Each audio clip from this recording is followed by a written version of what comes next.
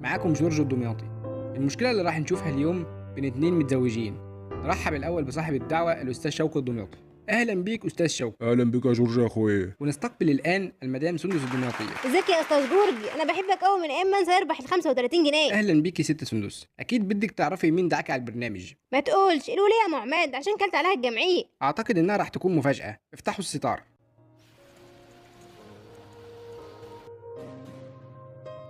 لا يا استاذ جورج انا اسفي انا هنسحب. انت ما تعرفش البني ادم ده عمل فيا ايه.